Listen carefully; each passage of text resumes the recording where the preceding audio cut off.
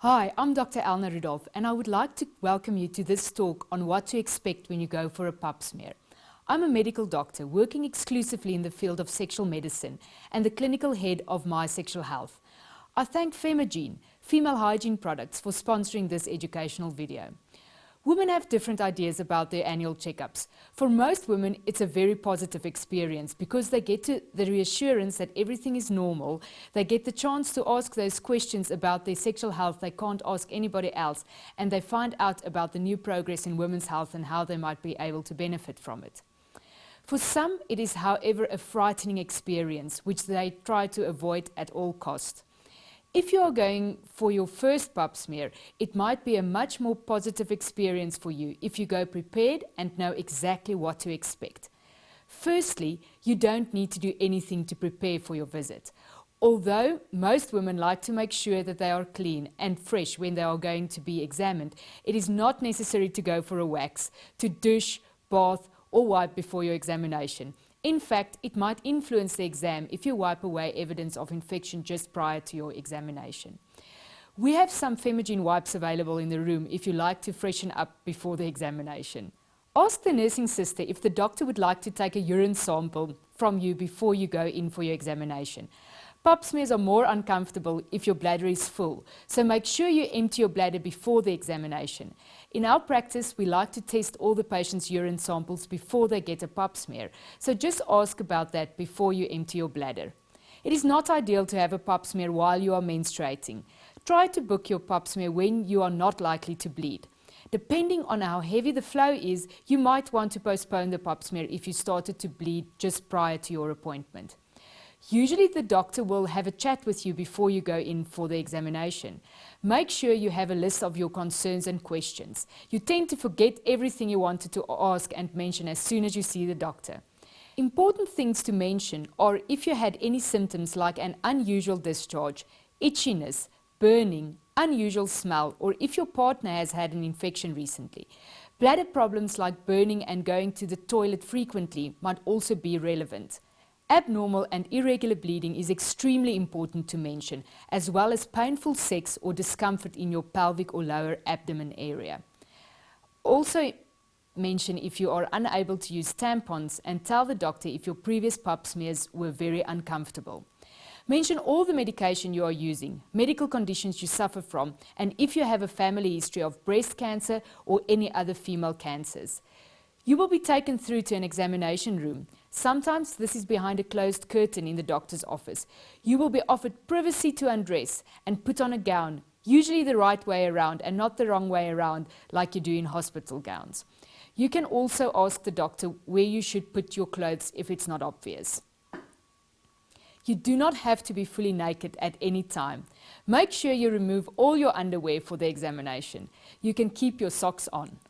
There should be a clean linen saver on the bed on the area where your bum goes. If you're not satisfied with the cleanliness of the environment, you can mention this to the doctor.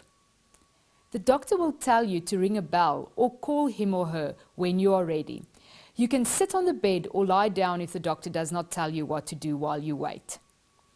The examination usually starts with a breast examination, where he or she will expose one breast at a time and feel for lumps in that breast and under your arm.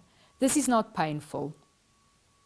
Next, he or she will feel your tummy and maybe listen to your heart and lungs.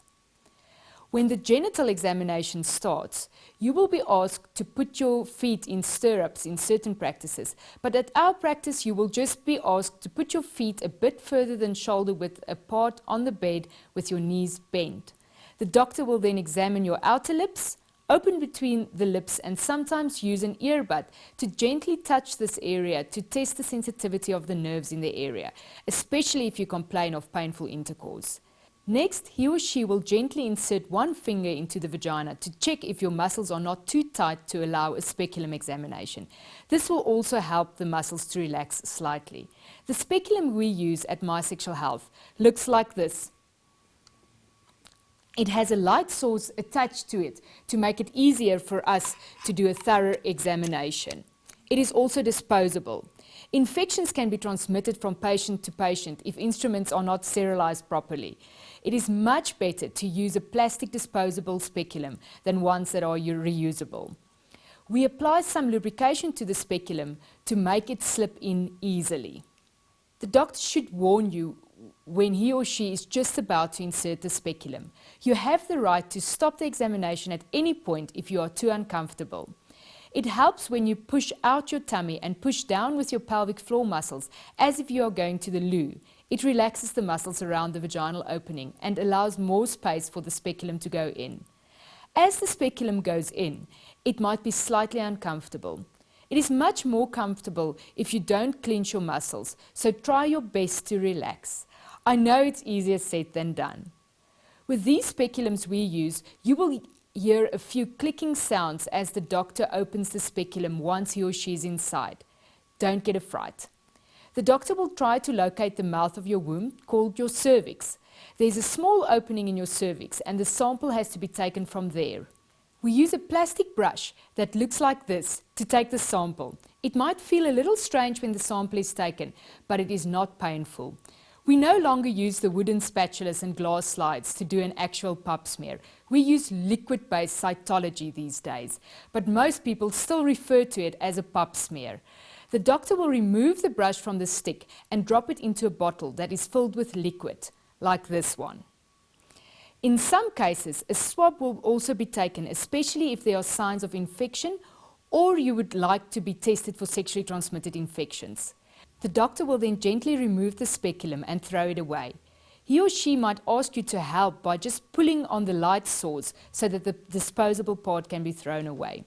You might see a small amount of discharge or blood on the speculum, which is normal. You can ask the doctor if the examination was normal or not.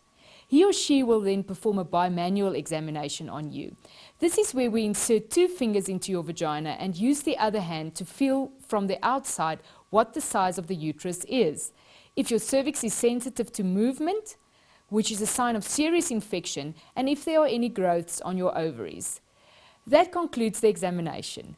The doctor should then give you a wipe and leave you to clean up again and get dressed in private.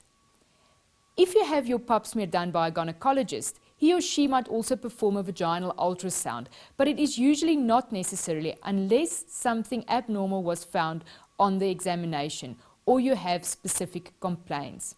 The sample will be sent to the laboratory for evaluation and you can expect to get the results in about a week.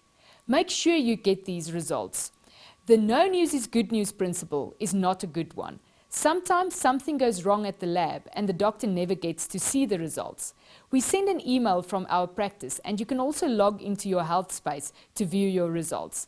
If there's something abnormal on your pap smear, you will get a phone call from your doctor. Make sure you watch our video about why you need a pap smear and HPV vaccination for more information. Thanks again for listening. I hope you are now looking forward to your examination. I'm Dr. Elna Rudolph from My Sexual Health and I thank Femagene again for their sponsorship of this video.